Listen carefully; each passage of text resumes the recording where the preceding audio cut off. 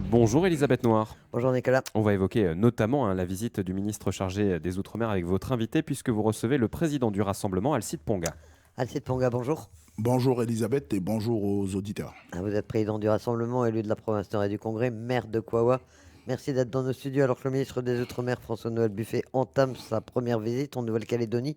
Il est déjà venu comme membre de la commission des lois du Sénat et comme président de cette commission. En plus, il appartient à votre famille politique, les rassemblements, les Républicains. Vous le connaissez bien déjà? Oui, effectivement, l'actuel ministre des Outre-mer, on le connaît pour avoir travaillé avec lui sur le dossier calédonien. Et avant d'être ministre, il était sénateur aussi, hein. Il a longuement siégé sur les bancs du Sénat avec Pierre Frogier. Et donc c'est quelqu'un qu'on avait l'habitude de rencontrer lors de nos déplacements à Paris. Mais au-delà du fait qu'on le connaisse, j'aimerais souligner aussi que l'ensemble de la classe politique calédonienne le connaissent très bien aussi parce qu'il a participé, comme vous l'avez dit, à la commission des lois, il l'a présidée. Et donc il a eu des auditions ici en Nouvelle-Calédonie de l'ensemble de la classe politique. Et j'ose espérer, moi, que cette connaissance réciproque entre les élus calédoniens et l'actuel ministre des Outre-mer puisse créer cette alchimie pour que tout se passe bien pour l'avenir de la Nouvelle-Calédonie et des Calédoniens. Plus globalement, vous vous sentez en phase avec le gouvernement de Michel Barnier? Ce que j'aimerais dire, Elisabeth, c'est que ce gouvernement-là est issu des élections de juin-juillet 2024. Donc c'est vrai que Michel Barnier, c'est quelqu'un des Républicains. Ça, il n'y a pas à revenir dessus.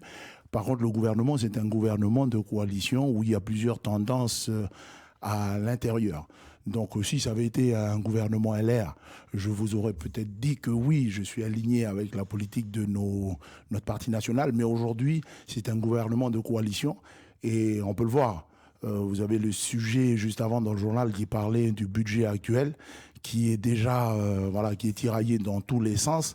Donc je pense que Michel Barnier a un gros travail de concertation, de consensus à faire au sein de ce gouvernement-là. Mais au-delà d'être aligné ou pas avec le gouvernement de Michel Barnier, moi j'ai une question que je me pose souvent, c'est jusqu'à quand ce gouvernement-là va rester, parce que vous savez que Marine Le Pen, elle a le doigt sur le bouton, et puis le jour où elle appuie sur le bouton, je pense qu'il n'y a plus de gouvernement Barnier. Donc c'est une question que non seulement les Français se posent, mais surtout nous aussi les Calédoniens on se pose, parce que quand il n'y a pas de gouvernement, le dossier calédonien il est statu quo. Sur Michel Barnier, justement, qu'est-ce que vous avez pensé de sa déclaration de politique générale, notamment sur la Calédonie, bien sûr, et sur la question du corps électoral, où ça fait une petite polémique, hein? Oui, ce que je voudrais dire déjà sur la question du corps électoral et puis sur les compétences qui sont attribuées, notamment au niveau de la convocation du Parlement, c'est que c'est une compétence qui est attribuée au président de la République. Donc c'est vrai que le Premier ministre, il a fait allusion à ce point-là lors de sa déclaration de politique générale. Moi, j'ai assisté donc à la déclaration de politique générale à l'Assemblée nationale, mais également aux explications supplémentaires qui ont été apportées au Sénat le lendemain. Donc, sur cette question du dégel du corps électoral, ce que je comprends, moi, là-dessus, c'est qu'il y a une préférence du Premier ministre d'aller vers une discussion entre les partenaires, notamment calédoniens et puis de l'État, pour trouver une solution sur ce point-là. C'est un point qui a été à l'origine. Mais qui sera sur l'ouverture, enfin sur l'élargissement du corps électoral de toute façon. C'est ça, il a utilisé le mot de la recomposition du corps électoral. Moi, ce que je comprends dessus, c'est que il va falloir discuter parce qu'on ne peut pas rester sur le même corps électoral. Donc, pour moi, la polémique qu'il y a eu dessus, ok, il y a eu peut-être des incompréhensions, mais il est entendu par tout le monde. Et je dis bien tout le monde, hein, pour avoir échangé un peu avec des collègues indépendantistes également en métropole. Il va falloir qu'on discute et puis qu'on trouve un chemin de sortie là-dessus. Et donc, c'est ce que le Premier ministre a dit et l'a précisé au Sénat le lendemain. Il n'y a pas de sujet là-dessus. Et je finirai juste sur ce point-là, Elisabeth, en précisant que, compte tenu de la recomposition de l'Assemblée nationale depuis les dernières élections, je vois mal Emmanuel Macron, président de la République, convoquer le Parlement sur ce point-là aujourd'hui. parce que si le Parlement était convoqué pour traiter ce point du corps électoral, je doute. Je doute quand j'entends la position de la gauche et quand j'entends les revirements de Marine Le Pen sur ce sujet-là au mois de juin, je doute qu'il puisse avoir une majorité sur ce texte en l'état. Pour revenir à la visite de François-Noël Buffet, elle intervient 5 mois après les violences insurrectionnelles qui ont débuté en mai. Qu'est-ce que vous attendez de cette visite? Dans quel domaine essentiellement vous attendez le ministre chargé des Outre-mer? Bon, on est déjà satisfaits, nous les Calédoniens, d'autant plus qu'on était à Paris il y a la semaine dernière et la semaine d'avant. On est déjà satisfaits qu'il puisse venir se déplacer en Nouvelle-Calédonie en premier lieu, parce qu'on avait cru comprendre qu'il allait d'abord à La Réunion, mais qu'il vienne ici pour voir un peu ce qui s'est passé et constater lui-même ce qui s'est passé depuis le 13 mai. Donc il y a eu la mission interinstitutionnelle qui a été à Paris pour expliquer les choses non seulement aux parlementaires, mais au ministre des Outre-mer et puis à certains ministres. Mais là, pour moi, c'est important que lui-même puisse se déplacer ici, voir et comprendre, et puis ensuite défendre le dossier calédonien auprès du gouvernement et auprès de l'Assemblée nationale et du Sénat pour nous aider au mieux. Et donc, je pense que c'est une bonne chose qu'ils puissent venir ici pour pouvoir accompagner les Calédoniens. Un accompagnement surtout d'abord dans le domaine économique auprès des entreprises pour essayer de relancer l'économie calédonienne? Avant l'économie, qu'ils puissent voir déjà tous les dégâts qui ont été faits ici en Nouvelle-Calédonie, issus, on va dire, de toute cette violence, de tout ce qui s'est passé, et se rendre compte que la Calédonie a encore besoin d'avoir des forces de l'ordre ici pour maintenir la sécurité, parce qu'on n'est pas sorti de l'auberge encore. Ensuite, c'est sûr que sur le plan économique, ça va être compliqué pour lui, parce que Michel Barnier, le Premier ministre, est en train de serrer les vis tout partout en métropole, mais qu'il puisse constater de lui-même et nous apporter une aide financière notamment, parce que sans l'aide de la France aujourd'hui, on est couché. Tout le monde a conscience aujourd'hui, même les indépendantistes, ils demandent l'aide de l'État. Je pense que l'ensemble des plans, notamment celui qui a été travaillé par le Congrès, mais également celui qui a été travaillé par le gouvernement Mapou aujourd'hui, va dans ce sens-là, d'une demande de l'aide de la France. Et pour moi, c'est normal qu'on puisse aider, qu'on puisse demander à la meilleure partie de nous aider, parce que tout seul, on s'en sortira pas. Alors, le site Panga, le nickel aussi est en crise. On en parle un peu moins pour l'instant, puisqu'il y a d'autres sujets de préoccupation. 2 usines sont à l'arrêt, KNS et Prony Ressources. La troisième, la SLN, ne va pas très fort. Est-ce qu'à votre avis, c'est un domaine que vous connaissez bien, est-ce qu'il va être possible de sauver la filière nickel en Calédonie? Je vais rappeler l'adage qu'on dit souvent ici en Nouvelle-Calédonie: quand le nickel va mal, la Nouvelle-Calédonie va mal.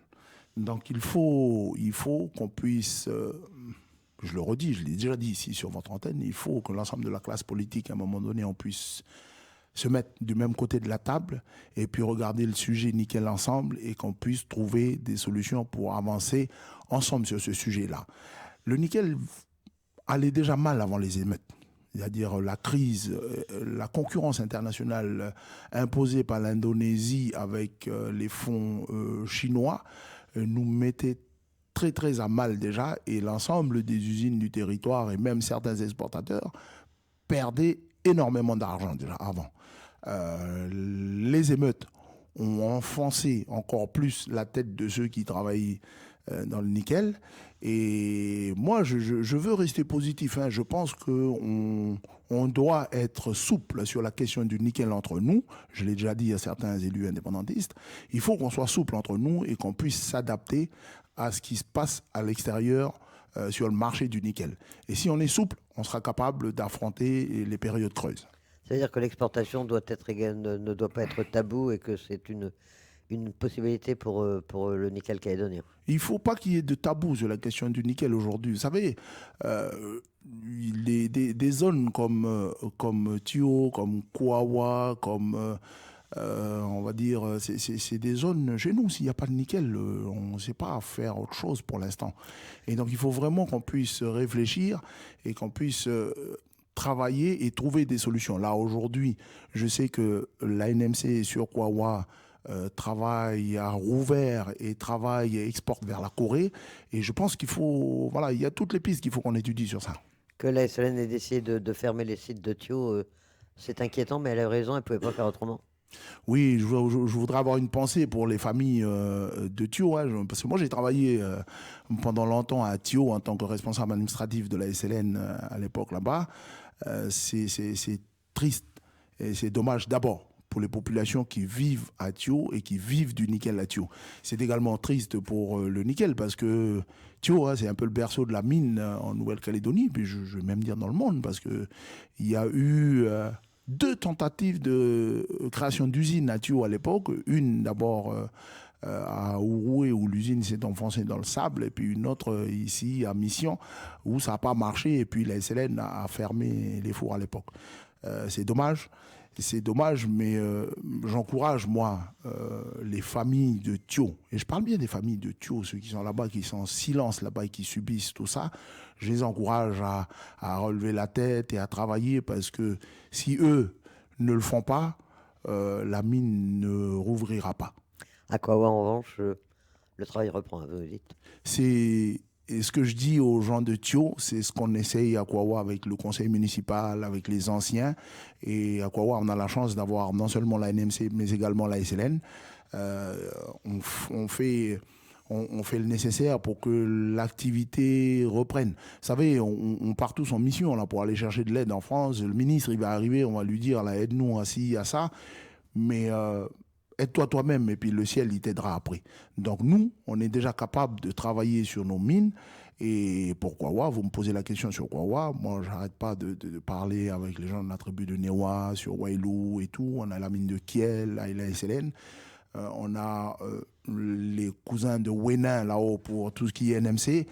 C'est tout le monde qu'il faut qu'on se mette tous en ordre de marche, parce que le nickel, c'est une question politique, mais le nickel chez nous, c'est notre outil de travail, et on a grandi dedans. Voilà, dans ces régions-là, on sait faire essentiellement que ça, et on ne nous l'enlèvera pas. Un mot d'actualité politique également, Alcide Ponga. Est-ce que vous croyez à une reprise des discussions sur l'avenir institutionnel? On a parlé à un moment du mois de novembre. Est-ce que vous y êtes prêt, et avec qui, même avec Lucé autour de la table? Je vous disais tout à l'heure, Elisabeth, que moi, je suis quelqu'un de positif. Voilà. Et est-ce que je crois ou pas à une reprise de dialogue? Ce n'est pas une question de croire ou pas, c'est que c'est une obligation. Il va falloir reprendre le dialogue. Et pour répondre à votre question, Lucé, pas Lucé, pour moi, aujourd'hui, il y a des gens qui sont élus, qui sont en responsabilité, et qui ont été élus démocratiquement et qui sont en responsabilité.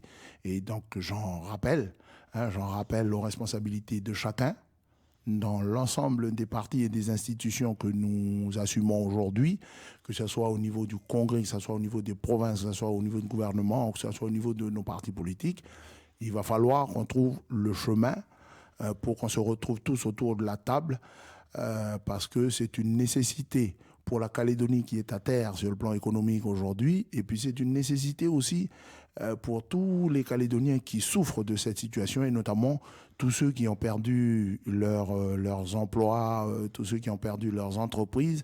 Il faut trouver une solution. Ce n'est pas une question de croire, mais c'est une question d'obligation.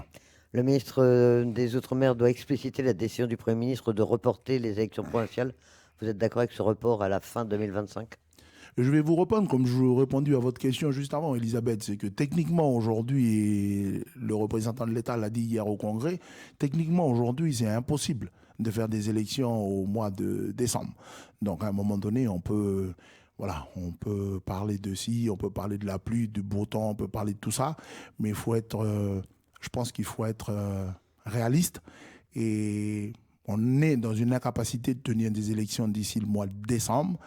Et le projet de loi qui est proposé parle de novembre, date limite, mais c'est à nous, les élus calédoniens, les partenaires de l'accord, des accords, élus calédoniens et l'État, de travailler. Et on peut travailler rapidement là-dessus pour trouver des pistes sur lesquelles on avance ensemble. Et si on trouve une solution rapidement, les élections se tiendront rapidement. Mais c'est un laps de temps jusqu'en novembre qui nous est laissé. Profitons tous de ce laps de temps-là pour trouver le chemin d'un accord, et posons les choses à table on le soumettra aux Calédoniens et puis on avancera. Un mot pour conclure, Alcide Ponga, le rassemblement, comment va-t-il? Comment se porte-t-il? Non, merci pour votre question, Elisabeth. Non, le mouvement, je l'ai présidé par intérim pendant quasiment 2 ans. Donc le 20 avril dernier, les quelques 1000 militants du parti m'ont confié la responsabilité du mouvement. Avant de partir en métropole, avec les collègues, on a mis en place le bureau du rassemblement avec les anciens qui sont dans l'exécutif, c'est-à-dire président et à la vice-présidence. Et puis, on a confié le secrétariat général aux jeunes. Et donc, je vous invite à inviter mon jeune secrétaire général pour venir s'exprimer ici prochainement, qui est Jordan Courteau. Donc un mixte entre l'ancienne génération et la jeune génération pour pouvoir travailler ensemble. Parce que moi, je pense que c'est comme ça que le mouvement peut avancer. Et on reste sur nos convictions d'une Calédonie française dans l'intérêt de tous les Calédoniens. Donc le rassemblement va bien. Alcide Ponga, président du Rassemblement, élu de la province nord et du Congrès, maire de Kawa. Merci d'accepter notre invitation. Merci beaucoup, Elisabeth, et merci aux auditeurs et aux auditrices.